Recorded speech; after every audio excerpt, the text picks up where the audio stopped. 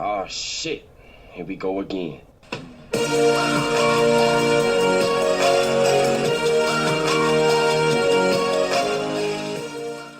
Hello everyone.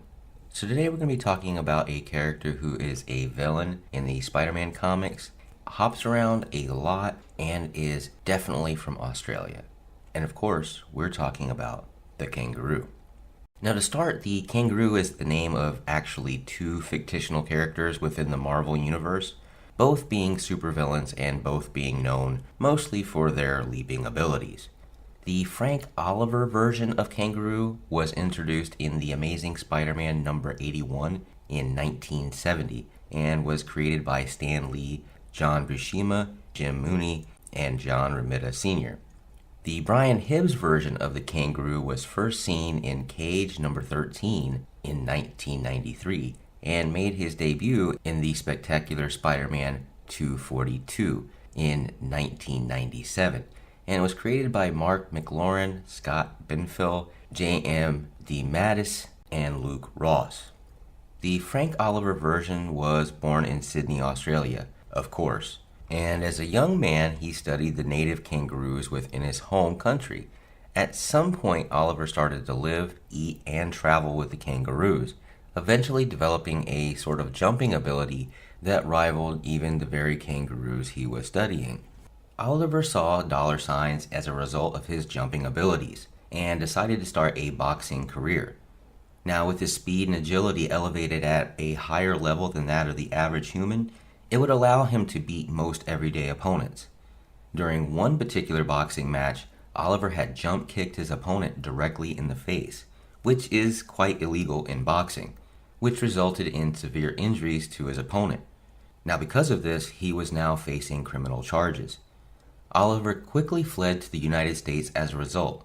Once he arrived, however, he was found without a passport and was being held for deportation. Now, rather than be deported back home, Oliver broke free and quickly embraced a life of crime and comes up with his new supervillain name, the Kangaroo. Now, during one heist, Oliver attacks several guards and steals a briefcase containing only a single vial. When the Kangaroo discovers the vial, he takes it out thinking it contains jewels inside, but he was sorely mistaken, and the vial actually contained an experimental bacteria which would unleash a devastating plague across the entire globe if set free. Now, while attacking a group of people for their money, the Kangaroo ran into Spider-Man, and during their fight, he lost the vial. While Spider-Man was busy with returning the vial to a safe place, the Kangaroo escaped to fight another day. Oliver was later approached by Dr. Jonas Harrow, who wanted to enhance the Kangaroo to a newer, more superhuman level. After a grueling 7-hour procedure, Oliver now found himself with much improved jet-enhanced punching and leaping abilities. Dr. Harrow's main reason for giving him this upgrade was that he wanted to use the Kangaroo for his very own muscle. However, the newly empowered Kangaroo refused and left to hunt down Spider-Man. Spider-Man had underestimated the previously underpowered character, not knowing about the improvements, and the Kangaroo was starting to gain the upper hand. However, Dr. Harrow activates an implant that he had put in Oliver's brain. The choice was clear: either obey Dr. Harrow or suffer intense agony. The Kangaroo then returned to Harrow and was then ordered to retrieve a very dangerous radioactive isotope. While breaking into the Hudson River lab, which held the isotope, Oliver ran into Spider-Man once again. Now, as the two fought again, Spider-Man tried to warn the Kangaroo of the isotope's radiation dangers. Sadly, however, he did not want to listen to Spider-Man, and when the Kangaroo burst into the room that held the isotope, he was turned into a pile of ashes.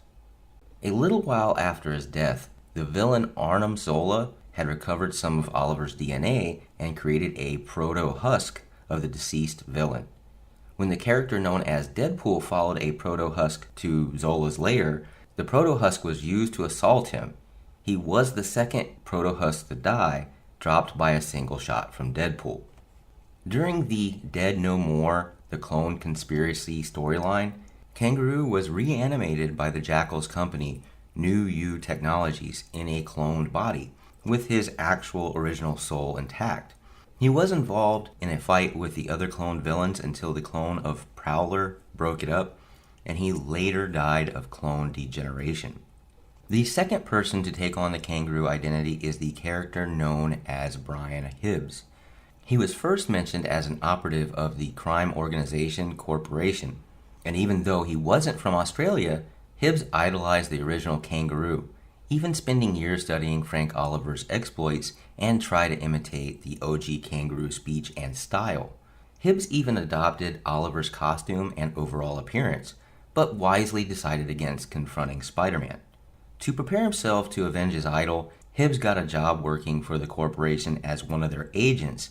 Hibbs' success against non-costume adversaries led to a break from the Corporation and to begin his origin as a menace to costumed enemies. While bounding through New York City and shouting for people to get out of his way, Hibbs was knocked out by a single punch from Spider-Man, who then swung away literally laughing.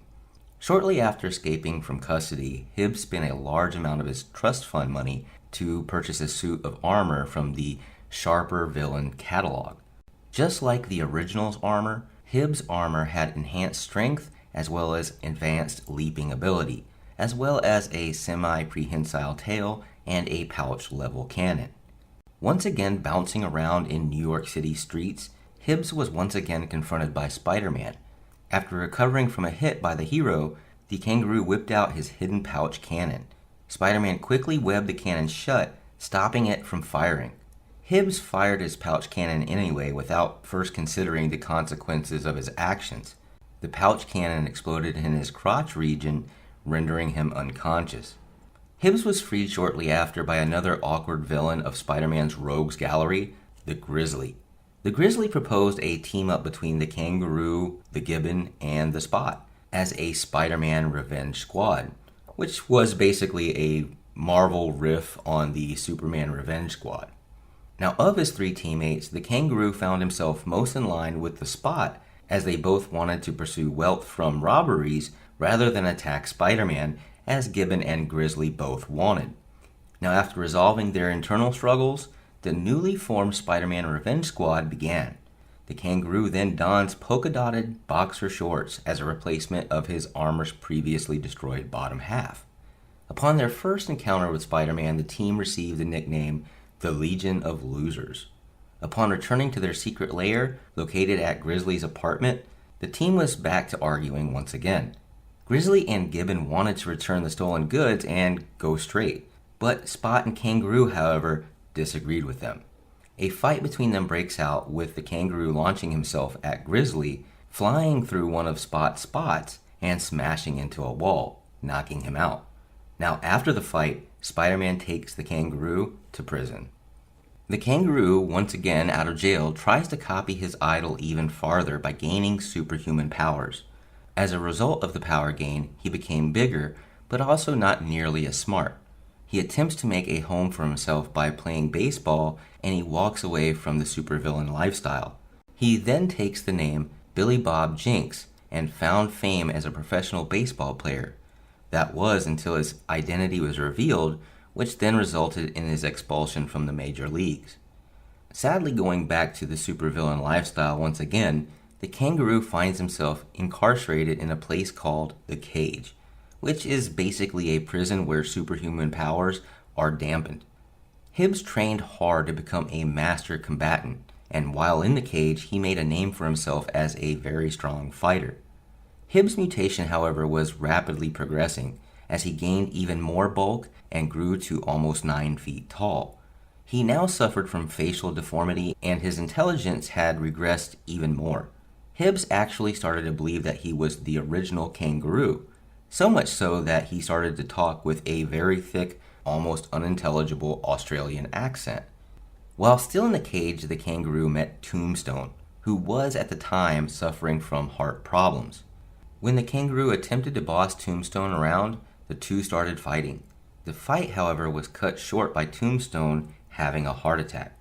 Tombstone later joined up with several C-list villains and attacked the Kangaroo, coming very close to injuring him with a pair of scissors, until guards broke up the fight and took Tombstone to solitary confinement. Kangaroo then attacked Tombstone's friends and heard about a way he could get revenge on Tombstone. While Tombstone was under anesthesia, the kangaroo would attack him by crawling through the ductwork. However, this whole plan was only a trap set by Tombstone. Funny enough, the ductwork was too narrow for the kangaroo to squeeze into, resulting in Hibbs being stuck halfway out of the ducts. A group of inmates known as the Cruisers then find the kangaroo in a very compromised situation, which kind of implies that there was some unwanted sodomy. Now, as far as powers and abilities go with this character is concerned, the Frank Oliver version of the kangaroo has had his natural abilities enhanced by Jonas Harrow's implants, which are connected to his nervous system, giving him superhuman strength in his legs and the ability to leap great heights and distances. The Frank Oliver version is also a trained professional boxer. Now, moving on to the Brian Hibbs version of the kangaroo, he is a master hand-to-hand combatant and is at the peak of his physical condition. He has also worn a suit of armor that gives the wearer enhanced strength, agility, and endurance, with the ability to leap great distances, a pouch-level cannon, and a semi-prehensile tail. Now, Frank Oliver and Brian Hibbs both are as odd as each other, and definitely deserve the mantle of the kangaroo. The character has definitely been an unsung rogue, fairly serious but still a fun character to watch. We like him a lot, and we would like to see more in the future. From their wacky origins to their unusual names and abilities, this character needs never to be missed. Anyway, you guys have a wonderful night, a great morning, an awesome evening, whichever. Please like, share, and subscribe. We really do appreciate that. Also, leave a comment down below. Let us know what kind of character that you might want to see on this channel, and we'll see if we can't make a video for you. As always, Excelsior.